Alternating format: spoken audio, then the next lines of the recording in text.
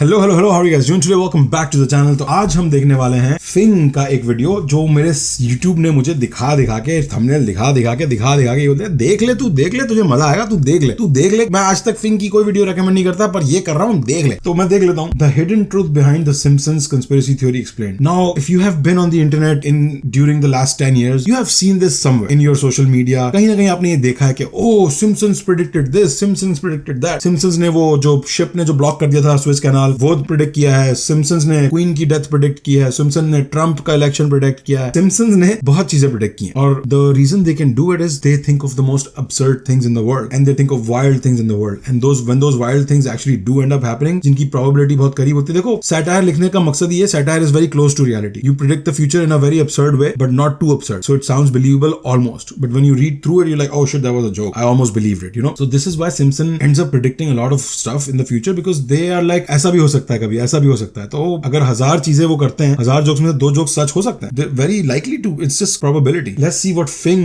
has done his research and what he has found।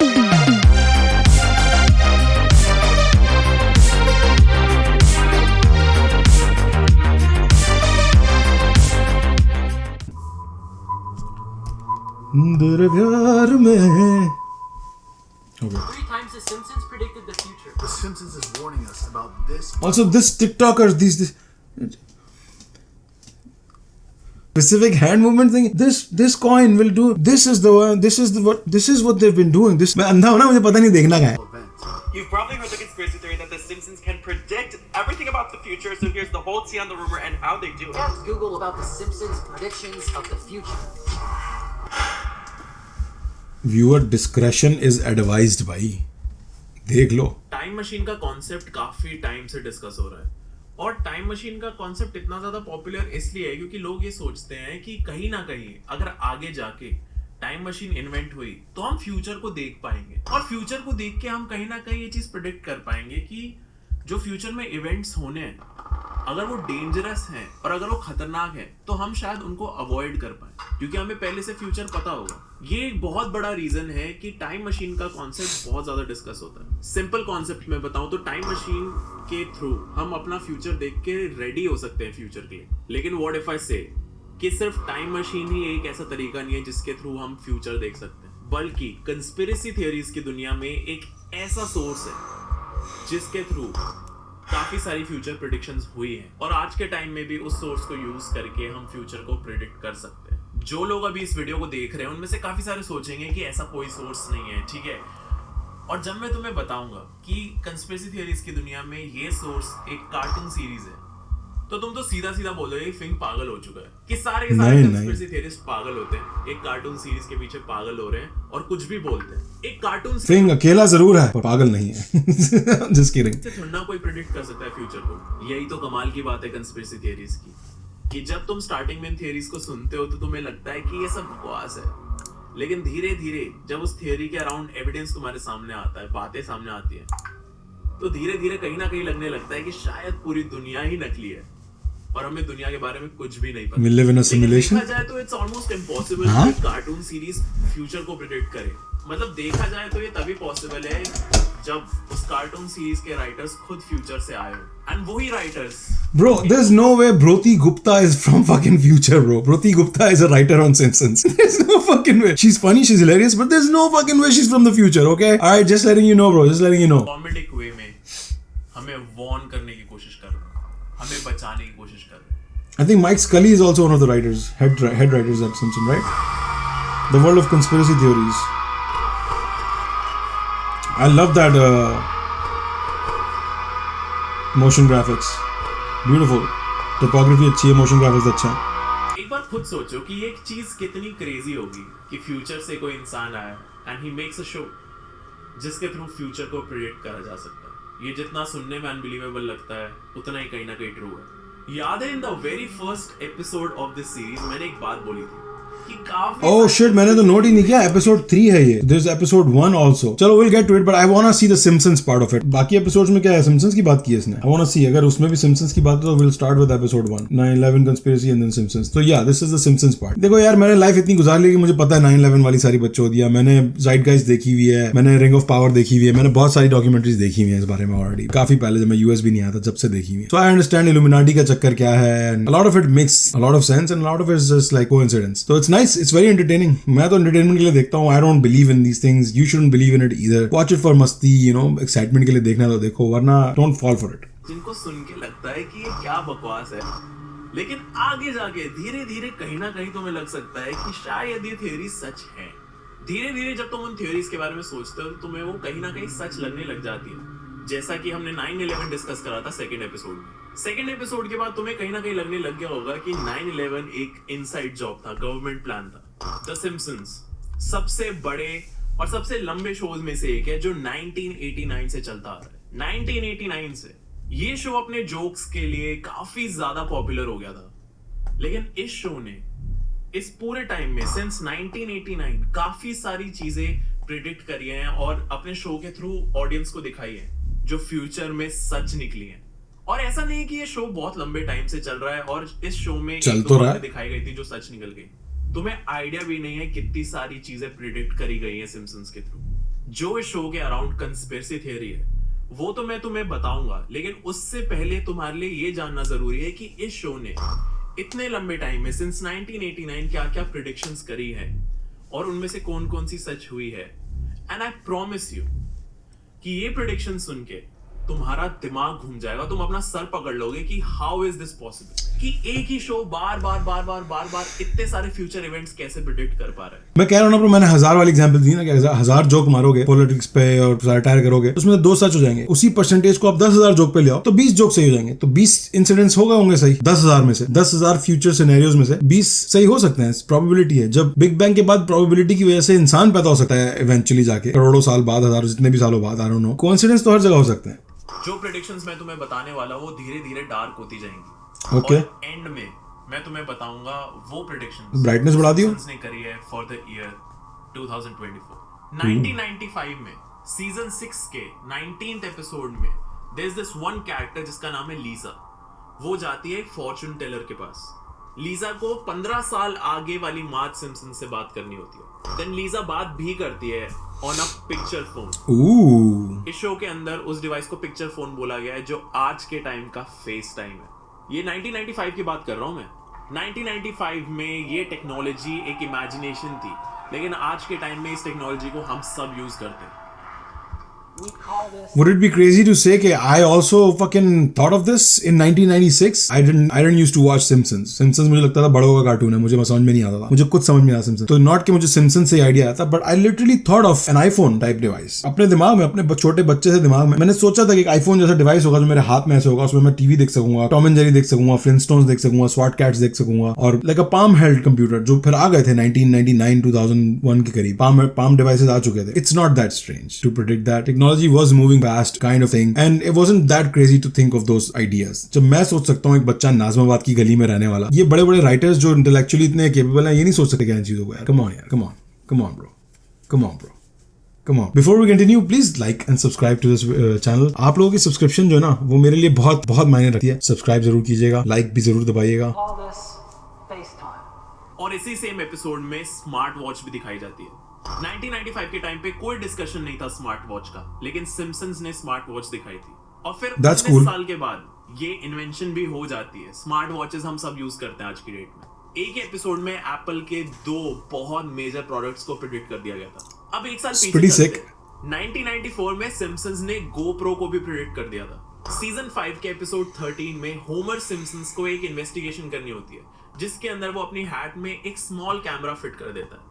जिस time पे episode आया था उस टाइम पे GoPros का कोई मेंशन नहीं था, लेकिन आज के टाइम के हिसाब से सोचा जाए तो ऐसा काम सिर्फ एक GoPro ही कर सकता था। अभी मैंने फेस टाइम, स्मार्ट वॉच और GoPro की बात करी है और ये बातें सुन के लग रहा होगा यार अब रोहन बकवास करने लग गया है। ऐसा थोड़ी ना होता है यार, ये तो छोटी छोटी चीजें हैं। इसका नाम रोहन है। Oh shit, I knew that. मैंने इंस्टाग्राम पे देखा, फिंग रोहन। ये को हम प्रेडिक्शंस थोड़ी ना बोल सकते हैं। Listen to me and wait for it. 1994 के ही एक और एपिसोड में एक लेडी दिखाई जाती है जो खाना बना रही है लोगों के लिए, और वही लेडी खाने में हॉर्स पार्ट्स डाल देती है, horse meat डाल देती है, और वो उसी Now with more testicles. लोगों को खिला देती है और लोगों को पता भी नहीं चलता है। ये एपिसोड है 1994 का। 2013 में यूरोप में एक बहुत बड़ा स्कैंडल हुआ था, which was the horse meat scandal. The horse meat scandal started in Ireland and the United Kingdom in January, but has since spread all around the EU. DNA checks on beef have found that some products, including hamburgers, contained as much as 30% horse meat. More testicles mean more iron. Europe के काफी सारे meet suppliers ने चुपचाप अपने meet की जगह horse meet डालना शुरू कर दिया था, और उसी हॉर्स मीट को सप्लाई करना शुरू कर दिया था काफी सारे रेस्टोरेंट्स और फूड चेन्स को। आगे तुम गेस कर ही सकते हो कि क्या हुआ।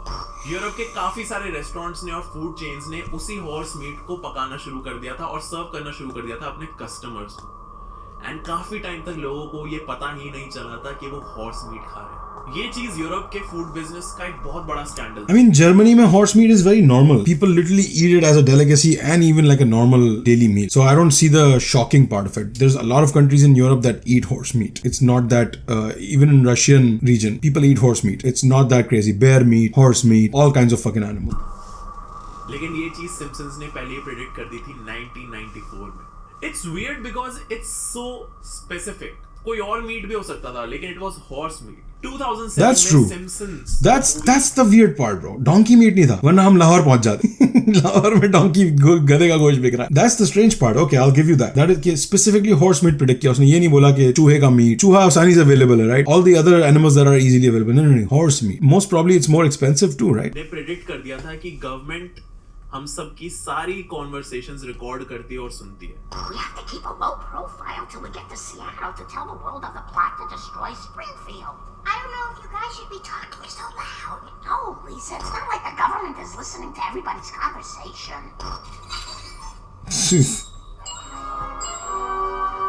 NSA shit. Hi, I'm calling about your meat lovers pizza. Holy shit, bro. But I don't know if I'm ready to love again. You hang up first. Oh, you hang up first. Holy shit, bro. She hung up on me. But we're fugitives. We should just lay low till we get to Seattle. इस movie के अंदर Homer Simpsons and the Simpsons That family was part of the movie, yeah. US के water supply को pollute कर देते हैं, जिसके वजह से पूरी की पूरी गवर्नमेंट उनके पीछे पड़ जाती है, एंड इस चीज की वजह से पूरी सिम्पसन्स फैमिली को भागना पड़ता है और छुपना पड़ता है। ये चीज इतनी बड़ी हो जाती है कि NSA, national security agency, involve हो जाती है पूरी सिम्पसन्स फैमिली को ढूंढने के। एंड गेस करो एनएसए पूरी सिम्पसन्स फैमिली को कैसे पकड़ती है। But we're fugitives. We should just lay low till we get to Seattle. Hey, everybody, I found one. I found one. उनकी कॉन्वर्सेशन सुन के, जो उनकी सेल फोन की कॉन्वर्सेशंस है, वो सारी कॉन्वर्सेशन सेल फोन नहीं, उन्होंने बॉट छोड़ा हुआ था बस में, बट ओके। फिर जाके सिम्पसन्स फैमिली को पकड़ लेती है। जब ये मूवी आई थी तब लोगों को लग रहा था कि ठीक है, मतलब ओके, इमेजिन करने के लिए अच्छी चीज है, लेकिन गवर्नमेंट तो कभी ऐसा कुछ नहीं करेगी। Have you ever felt like the ads that you see on your social media feed are specifically targeted to you? Fuck yeah, all the time, bro. Is listening to your conversation. Forget ads, even the reels. मेरी life में कुछ हो रहा था, उसी के बारे में रील्स आना शुरू हो जाती हैं। इंस्टाग्राम को तो सब पता है ब्रो। इंस्टाग्राम आपको पता है ना, हरामी इंस्टाग्राम ब्रो। जब आप यूज करके बंद कर देते हो ना, पीछे चला जाता है। इंस्टाग्राम खुद ही आपका कैमरा एक्सेस करने लग जाता है, और अगर आप फौरन से इंस्टाग्राम खोलोगे तो आपको ये नहीं होगा कि कैमरा खुला हुआ नजर आ जाएगा। नहीं, बहुत स्मार्ट है वो उस मामले में। आपको अगर ये पकड़ना है ना, तो अपने किसी दोस्त से इंस्टाग्राम की रील या इंस्टाग्राम का कोई लिंक टेक्स्ट करवाओ अपने आप को, कोई 2-3 घंटे जब तक आपने यूज नहीं किया ना, उसके बाद कि इंस्टाग्राम को लगे कि हाँ फोन यूज नहीं हो रहा है बहुत देर से, let's spy on where he is, what he can see, what he where is around, what he is saying. और जब वो कैमरा ऑन होता है तो उसमें ऑब्वियसली माइक्रोफोन का भी एक्सेस साथ में आ जाता है, सब कुछ सुनाई भी देता है, दिखाई भी देता है। It's like they're with you in your room, right? Instagram, you are probably listening right now to, you piece of shit. मेरे साथ इतनी दफा हुआ है कि जब मुझे कोई दोस्त मेरा एसएमएस के थ्रू या टेक्स्ट के थ्रू या आईएमएसएज के थ्रू कोई इंस्टाग्राम रील भेजता है, तो मैं उस लिंक पे टैप करता हूँ। वो लिंक जो है पहले सफारी जाती है, फिर सफारी से एक एपीआई आता है जिससे वो इंस्टाग्राम की ऐप खोलता है, तो वो इंस्टाग्राम पकड़ नहीं पाता। और लिटरली इतनी दफा हुआ है ब्रो कि उससे इंस्टाग्राम की ऐप खुलती है और instead of the reel opening up I see my Instagram camera open. I am like camera क्यों खुला? Like why? मैंने तो नहीं खोला था कैमरा इंस्टाग्राम स्वाइप डाउन करने से पहले, कैमरा क्यों खुला? इतनी दफा हो चुका है ये, इतनी दफा हो चुका है। जब भी मेरा कोई दोस्त मुझे एक्सटर्नल लिंक भेजता है इंस्टाग्राम की, लाइक थ्रू आई मैसेज या व्हाट्सएप या कुछ भी, और वो मैं इंस्टाग्राम यूज करने के 1-2 घंटे बाद जब ऐसा लगता है कि I am not gonna open the Instagram instantly, उस पर क्लिक करो तो Instagram gets caught off guard. अब वो जब आप खुद इंस्टाग्राम खोलते हो अपने ऐप पे बटन प्रेस करके, जब क्यों नहीं होता? क्योंकि वो एक ट्रिगर करती है चीज, राइट? इंस्टाग्राम की कोडिंग में होगा कि जब ऐप का बटन प्रेस हुआ है तो उस वक्त रीस्टार्ट इंस्टाग्राम। इंस्टाग्राम बहुत नेक्स्ट लेवल की स्पाइंग करता है भाई। I know it's happened to Katie on Instagram. Yeah, Charisse, you know, my friend and I were talking about a specific cruise that she went on, and just a few minutes later, an ad for that specific cruise popped up into my Instagram feed. So it made me wonder, if they're not listening, how could that happen? How could that happen? Simpsons ने कहीं ना कहीं हम सबको पहले ही बता दिया था और कहीं ना कहीं पहले ही हमें फ्यूचर दिखा दिया था कि आगे जाके गवर्नमेंट तुम्हारी सारी बातें सुनेगी तुम्हारे सेल फोन्स के through. Yes or no, does Facebook use audio obtained from mobile devices to enrich personal information about its users? No. Well, Senator, let me be clear on this. I mean, so you're talking about this conspiracy theory that gets passed around that we listen to what's going on your microphone and use that for ads. Right. We don't do that. So it made me wonder, if they're not listening, how could that happen? How could that happen then? और आज के time पे ये इतना बड़ा issue है नहीं क्योंकि हम सबको इस चीज की आदत पड़ चुकी है। Facts. तुमने खुद नोटिस करा होगा कि हम खुद सेलफोन के पास बैठ के कुछ भी बात करते हैं, कोई भी टॉपिक डिस्कस करते हैं तो उसके रिगार्डिंग एड्स आने लग जाती है हमारे फोन में। Facts, bro. जब लोगों ने ये चीज नोटिस करनी शुरू करी थी तो काफी बवाल हुआ था, लेकिन धीरे धीरे हम सारे यूज्ड टू हो गए हैं इस चीज से। हमें ज्यादा फर्क पड़ता नहीं है, we are okay with it कि हाँ यार हमारा फोन सारी कॉन्वर्सेशन सुन रहा है तो वो सुनने दो, कोई दिक्कत नहीं है, ऐसा कोई प्रॉब्लम नहीं आ रही है। हम धीरे धीरे इस चीज से यूज्ड टू हो गए हैं, लेकिन सिम्पसन्स ने बहुत पहले ही ये चीज बता दी थी कि गवर्नमेंट आगे जाके हमारी सारी बातें सुनेगी और सारे तरीके से हमें मॉनिटर करने की कोशिश करेगी। और यूएस में तो पेट्रियट एक्ट भी था और इसके बारे में तो मैं एपिसोड 2 में पहले ही बता चुका हूँ। जो बात है ब्रो, लीगली स्पाई करता है आप पे। Big boss is always listening. Turned off. Whoa. कि हम कुछ भी बात करते तो उसके रिगार्डिंग एड्स आने लग जाती है, चाहे वो गाड़ी हो, घर हो, कैट फूड हो, कुछ भी हो। हम कुछ भी बात करते तो उसके रिगार्डिंग हमारे फोन में एड्स आने लग जाती है।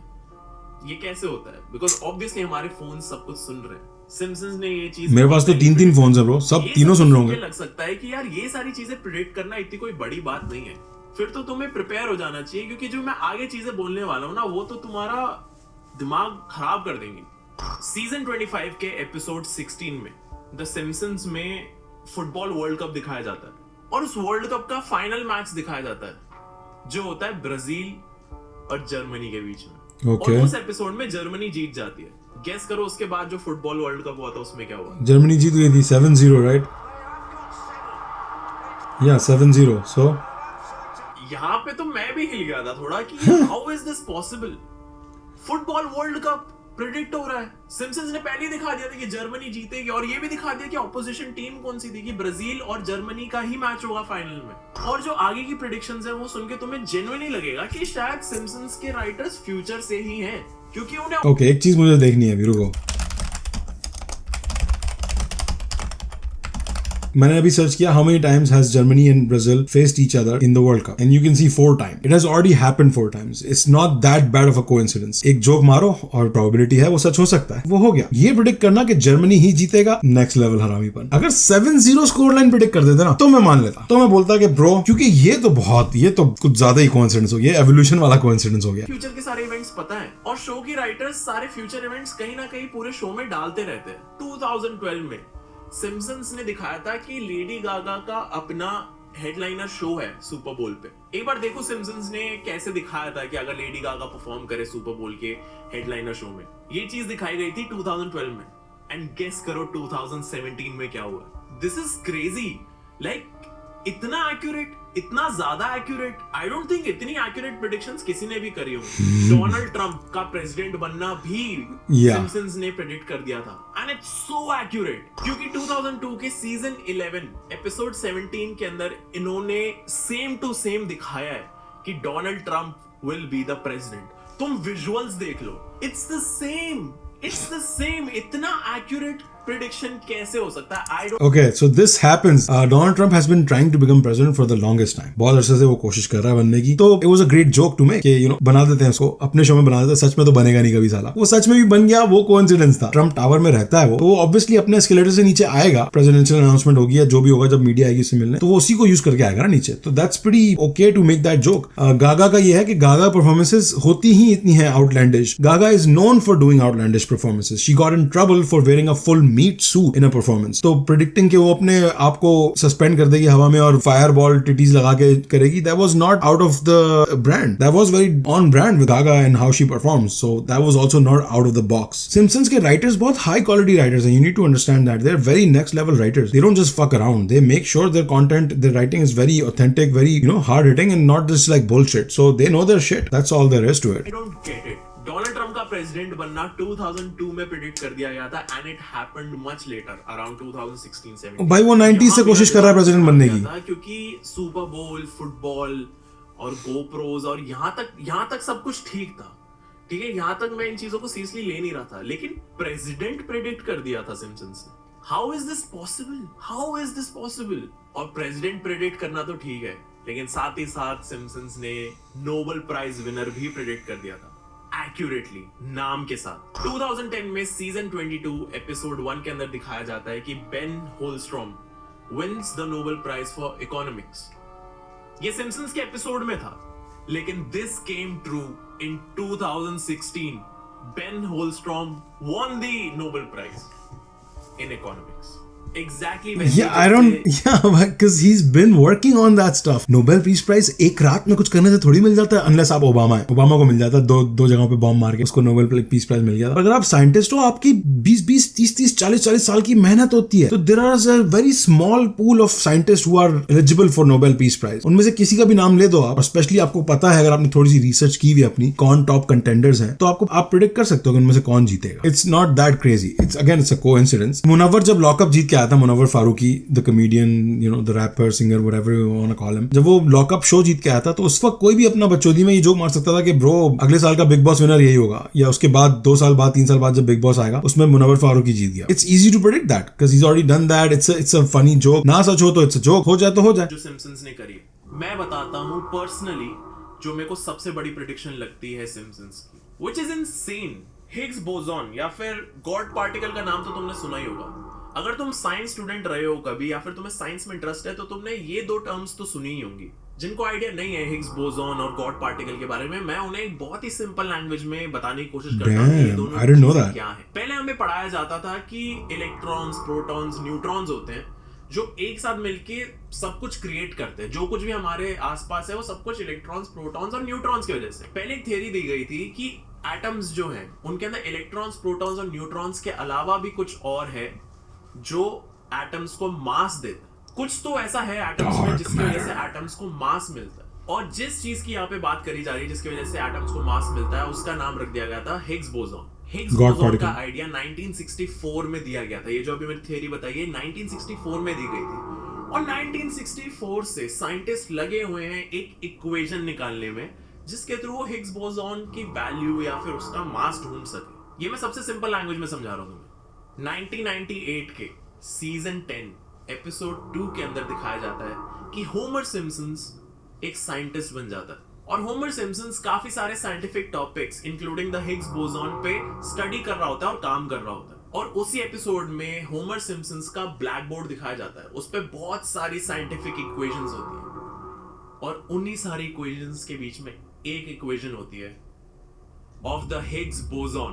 होमर सिम्पसन ने एक ऐसी इक्वेशन लिखी होती है जिसके थ्रू हिग्स बोसॉन की वैल्यू डिसाइड करी जा सकती है. 2012 में काफी सालों बाद साइंटिस्ट करोड़ों रुपए खर्च करते हैं अपनी साइंटिफिक रिसर्च के लिए और एक पार्टिकल एक्सेलरेटर बनाते हैं. उस पार्टिकल एक्सेलरेटर को यूज करा जाता है जिसके थ्रू वो एक इक्वेशन निकाल सके जिससे हिग्स बोसॉन की वैल्यू निकाली जा सके. जो साइंस स्टूडेंट्स हैं उनको तो बिलीव ही नहीं होगा जो मैं अभी कहने वाला हूँ. वो पूरा पार्टिकल एक्सेलरेटर बना के करोड़ों रुपए खर्च करके साइंटिस्ट ने फाइनली वो एक इक्वेशन निकाली थी जिसके थ्रू हिग्स बोसॉन की वैल्यू निकाली जा सकती. जो साइंटिस्ट ने इक्वेशन निकाली थी 2012 में, that was almost a replica of the equation जो सिम्पसन्स के उस एपिसोड में थी, जो होमर सिम्पसन ने अपने ब्लैक बोर्ड पे लिखी हुई थी।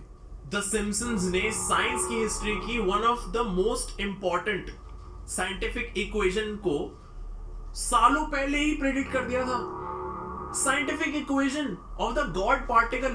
इस चीज ने मेरा दिमाग खराब कर दिया था, बिकॉज आई डोंट अंडरस्टैंड कि लोग इस चीज को सीरियसली कैसे नहीं ले रहे हैं। How is this possible? How can a cartoon series predict a scientific equation जिसके लिए साइंटिस्ट ने करोड़ों रुपए खर्चे? This is the I have no proof of like this being like not the truth. If I used just logic, equation probably existed on paper. We were just not capable enough to test it and prove it in a lab. And then 2012 में obviously हम technology में इतना आगे निकल चुके थे कि we had the capital, financing and interest and everything. कि they actually built infrastructure for that. And then they actually tested it out. They literally made the particles collide. And when the collision happened, they saw that the equation was as they thought it was going to be. So मेरा guess ये है, I don't actually know this. So I don't think that's a prediction. They probably talked to researchers and scientists back in the day to find out what they're working on. क्योंकि हम एक episode करने वाले हैं, Homer को scientist बनाने वाला है. So what's the craziest thing that we need to solve? You know, that the scientists of today are working on. This is the ultimate proof कि Simpsons के writers future से. And this is the very conspiracy theory I was going to talk about. Conspiracy theory यही है कि जो Simpsons के writers हैं, वो future से हैं. क्योंकि वो कहीं ना कहीं फ्यूचर के इवेंट्स धीरे धीरे एक एक एपिसोड में डालते आ रहे हैं इतने सालों से, और इतनी सारी प्रेडिक्शंस निकली हैं सिम्पसन्स के थ्रू। It's unbelievable. एक कार्टून शो कैसे फ्यूचर इवेंट्स प्रेडिक्ट करता जा रहा है।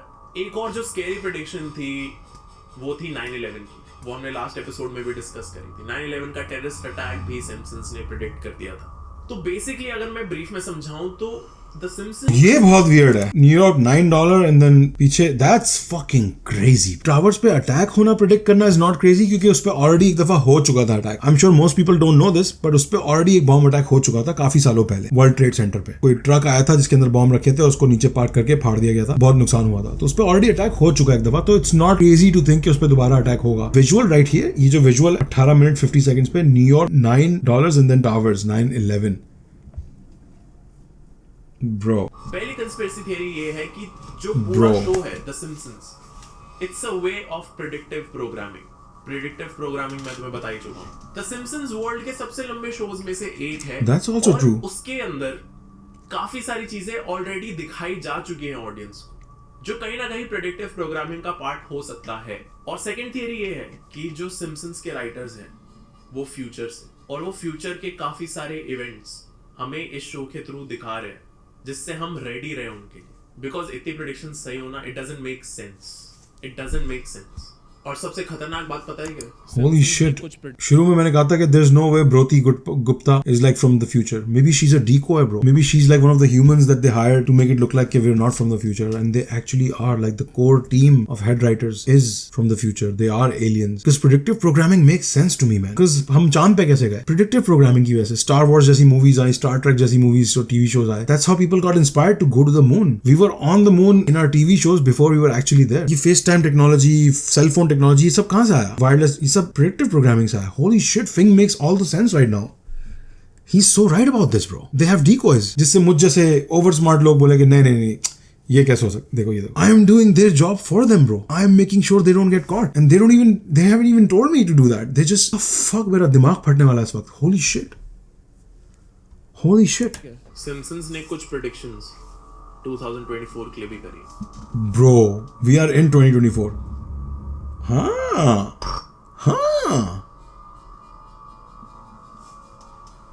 फिर से मोदी सरकार फिर से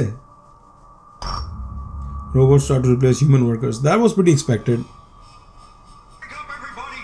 It's World War III! Quick, down to the fallout shelter. The bombs are dropping.